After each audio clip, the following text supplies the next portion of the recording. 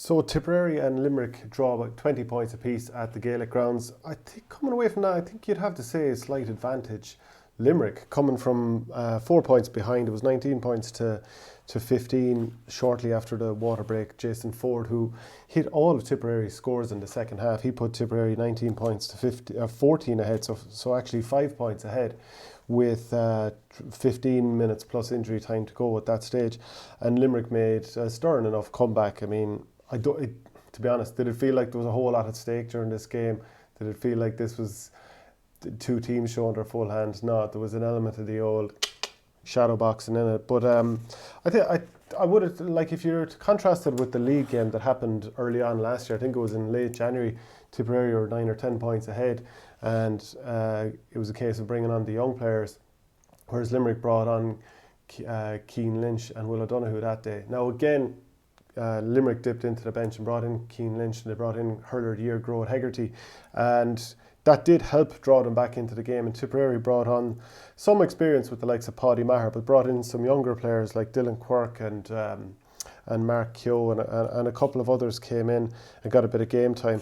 But Tipperary, probably, you'd have to say that definitely there were some signs that were very encouraging, and some players who really stood out. I thought Alan Flynn had a very good first half. I think Dan McCormick was very good overall, a guy who didn't start in the Munster Championship clash last year.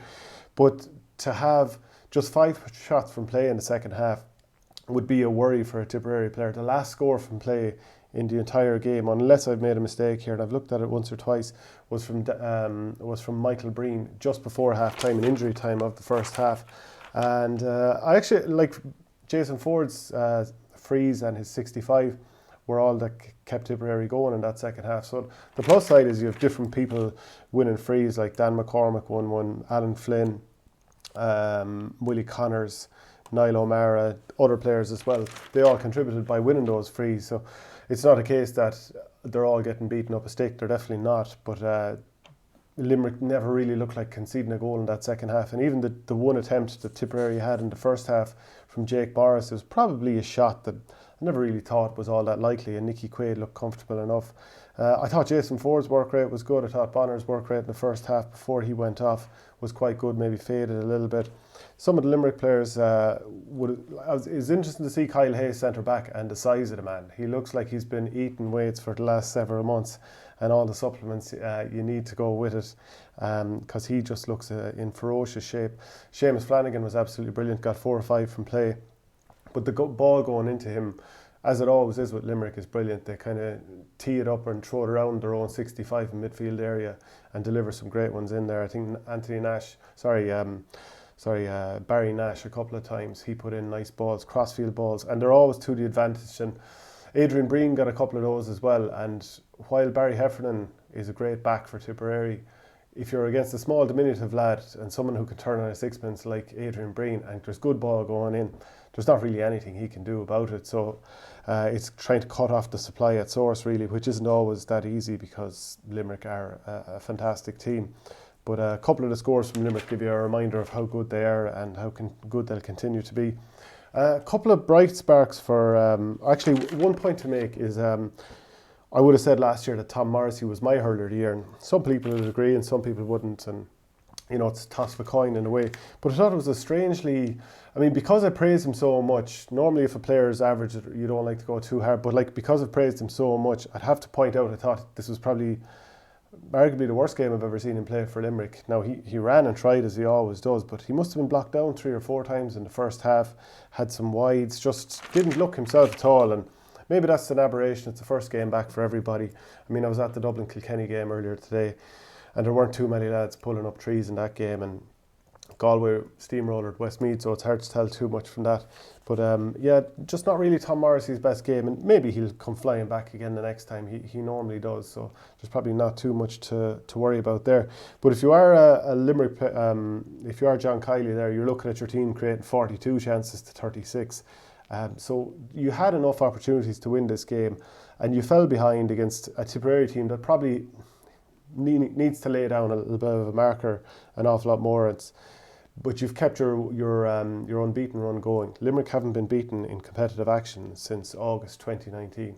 So this is a team now that obviously has a bit of an aura about them at this stage.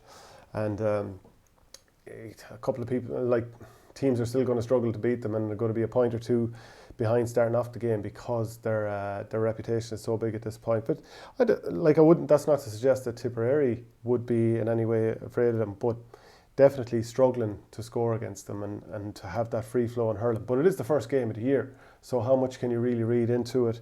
A couple of players that stood out. I mean, I already mentioned Dan McCormick. He got man of the match on TV.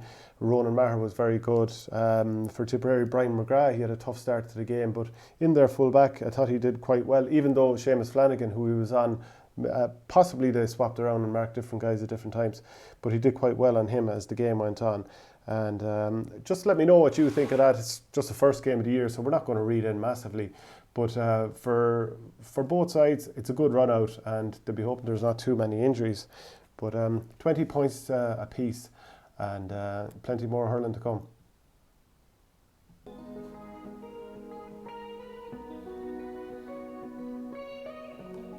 Up and down the country, people love their clubs. Just ask the big names. It's kind of hard to put that into words, Shane. Okay, well, you always give it your all for the club, no matter who you're playing or what you're playing. You just always have to try and push yourself. This is for the Tullaroan people, Nicky. Whatever grade you're playing at within the county, that you were able to have that opportunity to play. And the other night, I said, I'm going to watch it. Well, hopefully you will too, as Our Game launches an online fundraising platform for clubs, helping you raise money for your teams through a live GAA chat show on Zoom. We'll bring some top guests on to tell great stories, put your club in the spotlight, have fun games and touch on the hot topics of the day. There was a time when a club could sell hundreds of tickets to fill out a local venue, whether that was Dancing with the Stars, the Cube, white collar boxing, but of course that's just not possible right now. Yet the costs of running teams remain, so if your club is in need of a financial solution, look no further. We'll do it all. We'll set up the ticketing platform, send unique Zoom links to each person or family who buys a ticket, organise a panel of guests with you, and put on a fun show for those at home. It's a simple recipe to help your club get some much needed cash in the door, with an extra option to sell raffle tickets if you have prizes to give away. Contact us now on events@ourgame.ie to set your club up for the year.